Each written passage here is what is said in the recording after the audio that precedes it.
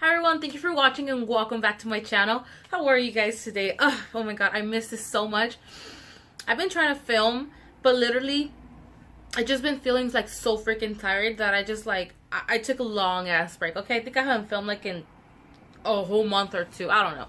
But anyways, today I am back with a story time, but not just any story time. It's gonna be a paranormal activity story time up on your request. I had one of my lovely ladies. I totally forgot. I think her name is Maria. Yeah, Maria. Hi, Maria. So she actually requested or asked that if I had any scary stories to incorporate into my story time, and yes, I do. A lot of you guys don't know this about me, but I am from Tijuana, and y'all know that scary kind of crap so happens to happen over there. So happens to happen over there. And I do have actually a lot of stories. Now I just want to make something clear. None of the stories that I have are made up. In fact, all of these stories I know because of my grandma, because of my mom, and because of personal experiences. And unfortunately, my grandma's children, which are my aunts and uncles, weren't the best behaved children. And I don't want to make this video longer than it is, but I'm pretty sure a lot of you guys believe, or you guys have heard the saying that they tell you be careful what you wish for, or be careful what you say, because what you put out there comes back to you. And it's true, you guys. You guys can believe in whatever you want. You guys can believe in God, you guys can believe in the universe, you guys can believe in the wild spirits, you guys can believe in whatever you want, fairies or whatever. But if there's something that is true in life, is that whatever you put out there comes back to you. And so my grandma had like this thing that every time they pissed her off, because they didn't just do like little crap, okay, they would like misbehave, like curse her and cuss her out and stuff like that. So she would have this thing where she would curse you. And so she did so happen to curse a couple of them, and really bad things did happen to them. Scary things, actually. And so I have a couple of stories for you guys. I'll share them along, whatever. It's up to you if you want to believe in them or not. I just know that it's personal experiences. I actually believe in the paranormal world because it is true. In fact, I was actually very hesitant to make this video for the fact that I could be opening doors or attracting things. But for the purpose of this channel, I will do that for you. And the reason why I know that things could come into my home, or I can open a portal to something, is because I actually started following, ever since I got that kind of request, I started following bloggers or YouTubers that actually dedicate their channels to paranormal stories. And so things actually have been happening to them. But if you're gonna be that kind of person that is gonna be telling those kind of things, like it's gonna be talking about those kind of things, because you're exposing them. That's the reason why they kind of like follow you, because you're exposing them. They kind of don't like that. I don't think it's gonna follow me from Mexico. I pretty much doubt it. But when you talk about these things, you pretty much open yourself to it. And it's real, you guys. Like, I'm a very spiritual person. I do believe in God, but I also believe that there's, just like you can't just believe in God and not believe that there's evil out there. There's good and there's bad. There's good spirits, bad spirits, there's demons, there's angels, there's God, there's the devil. And it is what it is. If you don't want to believe it, it's totally up to you. That's fine. I'm here to tell you that I've had personal experiences where I can tell you that all of this shiz is real. Alright? Okay.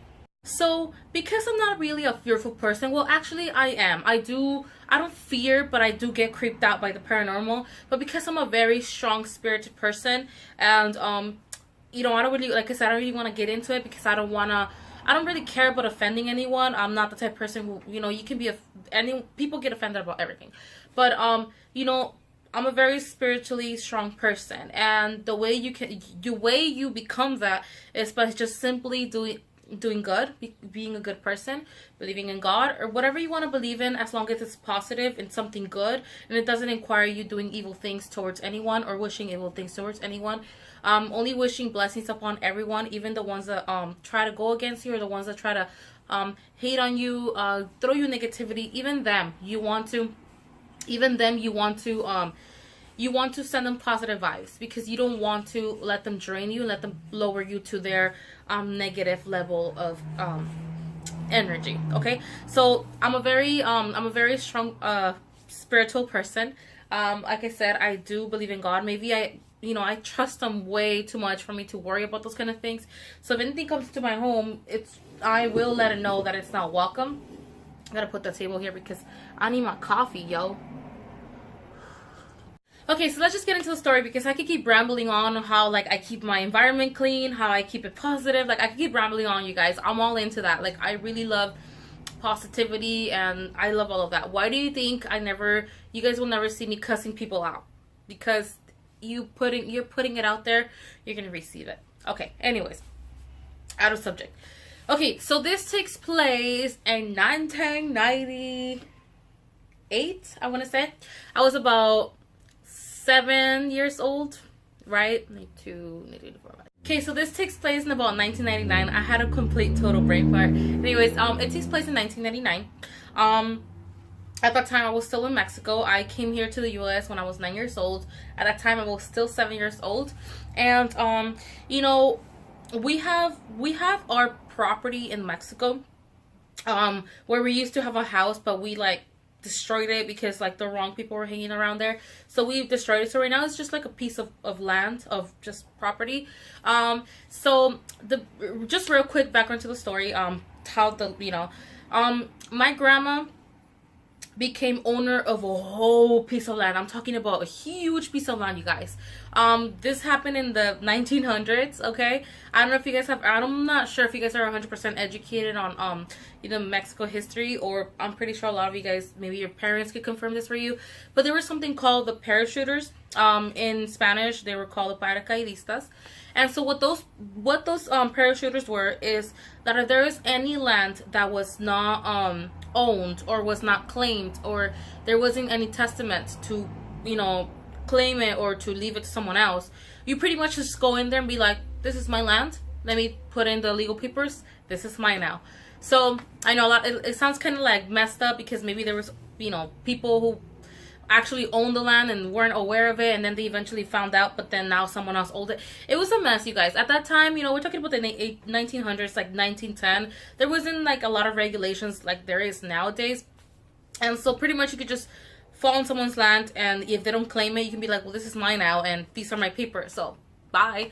So my grandma was taking care of this older man who was paralyzed, and so she took so much good care of him that he didn't leave a testament, but he told her, my children don't care for me, they don't take care of me, and so I want you to be owner of this. But yeah, again, he didn't leave a testament, but like I said, at the time, all you had to do is say, this is mine, process the legal papers, and you were set. So my grandma did that, and it was a huge piece of land. Now that land was divided like into 8 different people, which were my uncles and my aunts and my aunts. You know what? I don't feel comfortable saying aunt. I hear people saying aunt. I just call them aunts, okay? My uncle, my aunt. That's the wrong term. It is what it is, okay? I can hardly speak English as it is, alright? It is what it is. Grandma just pretty much landed herself there, and she divided into 8 different people, my mom included. Like I said, she divided into her children. Now our piece of property is like, it's kind of like it's not a hill, but it's kind of like I don't know how to explain it, but it's a land, and ours was like on the lower side towards like a highway, and then a bridge, and then a water canal, which by the way, the Llorona was appearing on the other side of the water canal, but whatever, that's another story. Okay, so anyways, our piece of property was on the bottom, right? Okay, so that's how we have our land. That's how my two older brothers built a house themselves, out of wood. We were very poor. I'm not saying we're rich now, I'm not, but we were miserably poor at that time. And so the house was just built of just wood, like literally, they did a great, amazing job, like you wouldn't tell, but they literally just got a whole bunch of wood and built a house, and they made it nice. They actually built 2 houses. Ours was the one in the front, and so nobody was really ever at the house but my brother. Okay, this is where the story starts. Okay, if you want to skip and shit, this is where the story starts. Nobody was really in the house but my brother. Now my brother at the time was about 15 or 16 years old, and he was just a bum, you guys. I'm talking about lazy bum. He's like the youngest before me. The youngest before me, yes. I'm the youngest. And so he was like a bum, you guys. I'm talking about that man could literally sleep in all the way to 4, 5, 6 o'clock if you let him, because he just didn't want to work. He didn't want to go to school. He didn't want to do crap. And in Mexico, it's not like here in the US where you pretty much get in trouble, like the parents get in trouble. And plus, it's different over there. It's not free, you know. So it's like, if I'm going to be, you know, my mom was paying for his school when he was ditching it. There's no point of her paying if he's not going to take it serious, and he was ditching. That was a waste of money. So we needed as much as money as we could. You know, there was a reason why we came here, which is another story I might share with you guys later on. It's kind of sucky, but it's my story. Anyways, so my brother was one of those who would sleep through the whole day, okay? Now, in Mexico, schooling is different. There's 2 shifts. They come shifts. There's the morning shift and the noon shift. I was in the noon shift. The morning one, I believe, started at 7 a.m. and ended at 12. And then, or 6 a.m. and ended at 12. And then the afternoon shift started like at 12 and ended at 6. It was a weird, it was a weird, or 5. It was like a weird, schooling, whatever. Okay, so, my sister-in-law at that time, would pick me. She was the one who would take care of me. So when my mom worked, and so she would pick me up from school. And the first thing I had to do when I came home from school is take my uniform off and hang it so I can use it the next day. Now, we didn't have well, eventually we got a washing machine, but we didn't really have a washing machine. We didn't really have you know, it was all sand. It was like ground. It wasn't pavement. So, you know, if I went to play with my uniform on, and, you know, we had white socks that would go all the way up to our knees, and we had like a white button-up shirt. So those will get dirty really easily, and it's like we can be washing them every day. Hands, you know, my mom worked so hard, and she worked the whole freaking day to still come home and wash my clothes for the next day. So the first thing I had to do is take off my uniform and put it away and then dress so I can go eat and then do homework or whatever, go play. And so we were coming back home. We were coming back, and like I said, my brother was a bum. He was always in the house. Always, you guys. Like, there's no doubt that he was always in the house, okay? Like, we knew that as soon as we knocked, he was going to open the door for us, okay? All right, so anyways. So, she had picked me up. We were coming home, and I remember she said, I'm gonna get the food ready. Just go dress, because like I said, it was 2 houses. Ours was in the front, hers was in the back, which was where my brother and her lived, you know. She's like, I'm gonna start getting the food ready. Just dress real quick, and then, you know, change real quick, and then come by and, you know, you'll eat. And so I tried to open the door, because our door was always open. I know it's weird, but our door was always open. But that day the door was locked. So I was like, oh crap, it's locked. So, like I said, assuming that my brother is in there, I knocked, right? And so we knocked and we knocked. Literally, we were knocking there for like 10 minutes, you guys. And it's not like it was an easy knock. Like, it was a loud ass knock, because like I said, it was made of just plain wood. And I'm not talking about the thick ass wood you see here, like how the houses are built here. I'm talking about thin wood. In Mexico, we call them triplais. Google it, okay? It's like, just literally, it's just big pieces of wood, and it's thin AF. It's not like here. So anything that happened, you can just hear it, especially when we're banging on the walls, you know. And so I was screaming my brother's name, because like I said, he was always there. And his name was, we used to call him Lalo. And we were like, you know, I was screaming like, Lalo, open the door for me, you know, open the door. And so, like I said, he was always sleeping. So we assumed that he was like so deep into his sleep that he just couldn't hear us. So we were like super pissed off. And even my like sister-in-law was like banging on the wall. It's like, open the door, like she needs to change, open the door, whatever, you know. And literally, guys, we were like there 10 minutes. And I was like, oh my God. I was like, what am I gonna do? You know, and I can't change anymore. And I was like all mad or whatever, throwing my tantrum. And we were right in front of the door. Now, my door was also made out of wood, obviously, but it was an actual door. Like, it was a door. But this door had like a window in the middle. I'm pretty sure you guys, in fact, I think I have one of those in my kitchen. But it was like a wind, like there was a window in the middle of the door. Now, we had a curtain, like a handmade curtain that we would put, obviously for obvious reasons, because we were, first of all, we were on the side of the highway. Anyone could just easily come in and just see inside. Nobody there. They try to, it's not like we had much to get stolen, but you know, home invasion, come on. Okay, so Where I got lost. So we were banging really hard, and then now we were standing in front of the door, and I was like just complaining about how like now I can't change this and that, like, you know, his like taking his sweet ass time because he's so into his sleep. He probably hears us, but he doesn't want to open the door for us, and we were just so annoyed and like, God damn it, you know, open the damn door.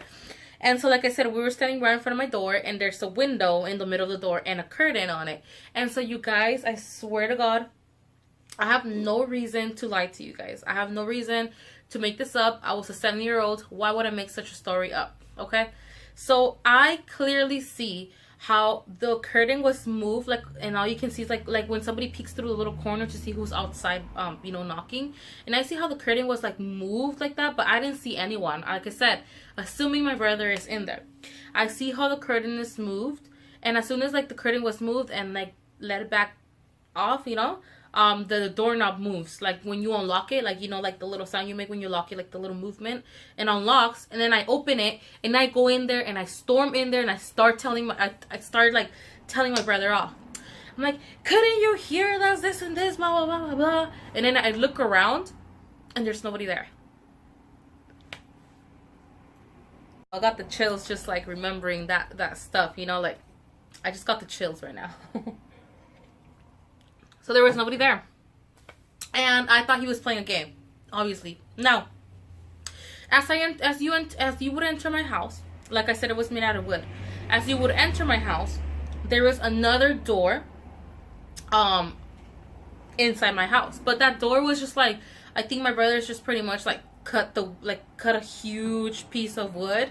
Like they just cut it, and they put something where you can just open and close it, but you had to shut it from inside. And we would shut it, like I said, like we were just so super humble there. Like we would just shut it with like shoelaces or something. Like we would shut it from inside. So I automatically thought that he probably opened the door real fast and stormed out, but there was no way to do that because the door was closed. It was tied from inside.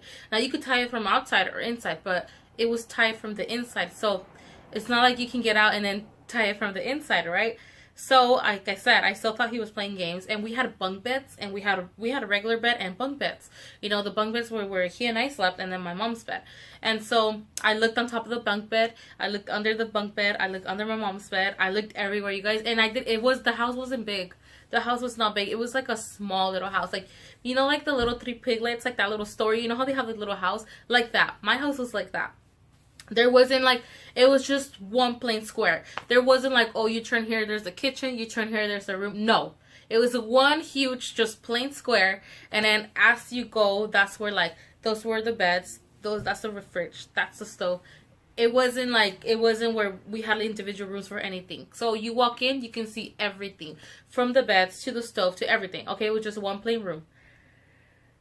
So, I turned pale white. I told my sister-in-law, I'm like, he's not here. And she's like, he's hiding somewhere. I'm like, no, he's not here. I looked everywhere. And she just like looked at me and looked inside the house, and she's like, okay. And she kind of like stepped out, and she goes, okay, just change real quick. And I'm like, okay. I remember I was like my heart was like beating so hard or whatever, and I was like changing so quick. And I remember I was like wearing like these little pink sweats, it's like, I don't know, some t-shirt, and I just like went out, and I was like pale. And she was like, relax, you know, like maybe like, I don't know, maybe it was open the whole time and it was stuck. I'm like, no. I'm like, I saw how like somebody or something opened the little curtain to peek out, and then they opened the doorknob. I'm like, no, it can't be, you know, like I know what I saw.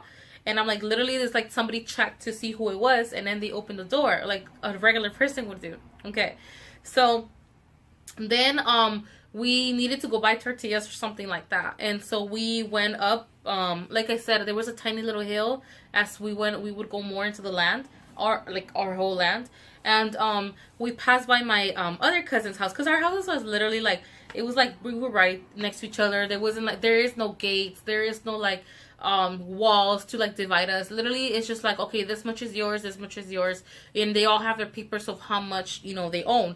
And so literally, like, you walk up the little hill, and then you see like, you would see my aunt's house, my other aunt's house, my other Theo's house, my other aunt's, where my grandma used to be, my like we would just pass each other, you know. Our house was the only one that was like the kind of like the dead end, and so was my aunt's. Like it was our house right in front of each other, and that was like the dead end, and there was like a driveway, which by the way, that driveway has another story. But anyways, okay, so we were going up and we see my cousin. His name is Toño. You know, I think his name is Antonio, and so we call him Toño.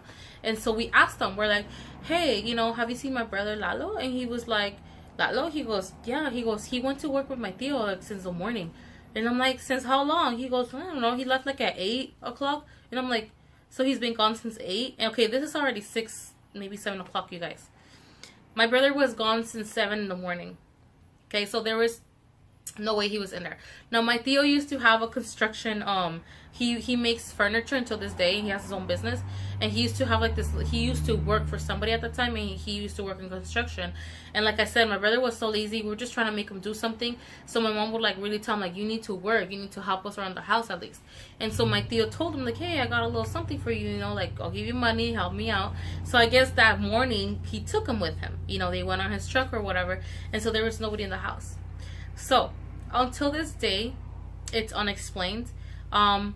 Nothing ever happened to me again. I never experienced anything else other than that. I did experience like a couple of things, and you know what? Now that I remember, I did experience a couple of things, but I can't make a story of it because they're not clear. Like they're not really clear. I swear up and down, because somebody, I don't know who gave me a My Size doll. I don't know if you guys remember those, the My Size dolls. I was like, I have a really good memory, you guys, and you know what? My son got that from me. I have a really good memory, and I remember things since I was 3 years old. I know it sounds crazy, but I remember things since I was 3 years old. I have a very good memory, and I could have sworn that when I was like 3 or 4, I saw one of those My Size dolls. She was like standing on the wall, and I saw her walking. I could swear I saw it, but I was so young that my mom says that it might be a dream. But I know, like, I remember what I saw, and I could still remember I could still remember it. Like, I remember there was like dim, because we would sleep with a little light, because like I said, it was like made out of wood, and it was like so dark, so we would sleep with a little light. My mom like always like would sleep with a little tiny light, and I remember it was like a little dim light, and I saw the doll was standing in the wall, and she started walking. And so I have those memories. And another thing I remember too is I remember we had like this chair, because like I said, it's one plain square room. There's no we go turn here, no, it's just one square room. And I remember there was like a couch, and there was a chair, like one of those computer chairs that, like, you know, the one with the little wheels and turns around. I don't know what they're called, okay? But I clearly remember that this little boy was like mocking me. Like I remember like I was like complaining that he was there, and he was like copying what I was saying. And I remember that I was gonna cry, and then he started to like kind of cry. And I remember those things, but like I said, I can't really make a story out of it because they're just flashes I have. So my mom really thinks that they're dreams, but they were so vivid that I could swear it happened. And I don't know if a lot of you guys have heard this, but children and animals are more prone to like see these things because they're more kind of like, I really don't know how to explain it, but children are more sensitive. Like they're more, nobody would really believe them also, like, you know, they're like, oh, you're dreaming.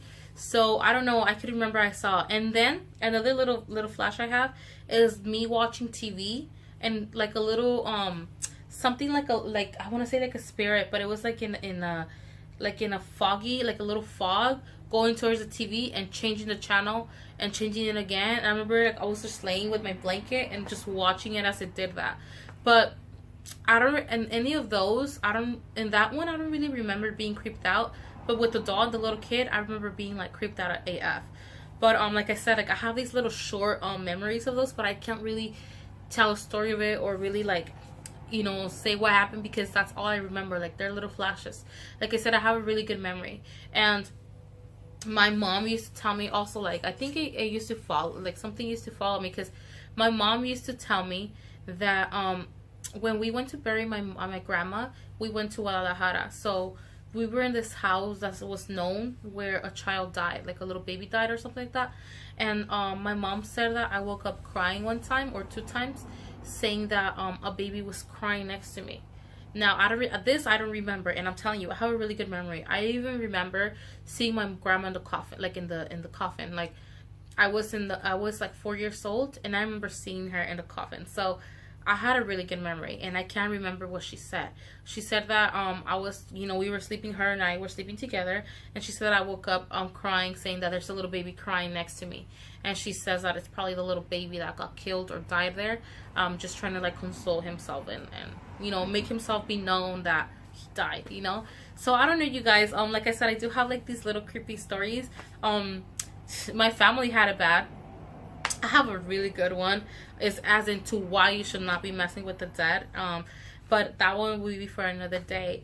But yeah, you guys, like I said, I do have a lot of creepy stories. I'll eventually be throwing them. I have so many other ones of crazy life events that I do want to share with you guys. But upon request, because you guys, because this specific person asked me, here we go. But yeah, like until this day, I still don't know what the heck happened. Now, I'm gonna Google the history, see what I can find. But they used to say that that specific piece of land, before being a land, long time ago, like we're probably talking about like the 1800s, 1600s maybe, it used to be a river. And that river was used to throw dead bodies. Now, this is just a story I heard, but it's not confirmed. I don't know if it's true. I don't know how true it is. I remember I asked my mom once and she goes, no, that's a lie or something like that. But I'm gonna Google the history of that that piece of land specifically and see what I get. It's just weird how like that happened. And like I said, until this day, I don't know what happened. Like I can't explain it. Ever since after that, I never had any other paranormal activities there in that house. But that did happen. So you guys, I hope this video doesn't come out as long as I think it is. If you guys have any questions, any requests, please let me know in the comments below or DM me. I am on Instagram as Luscious Beauty, or you guys can find me on Facebook as Maria MUA. I will go more on my Instagram. I really don't go on Facebook. I just post things, but I don't really go on the messenger. So I would just either in the comments or on Instagram. And yeah, I really hope you guys enjoyed this story as much as I did telling.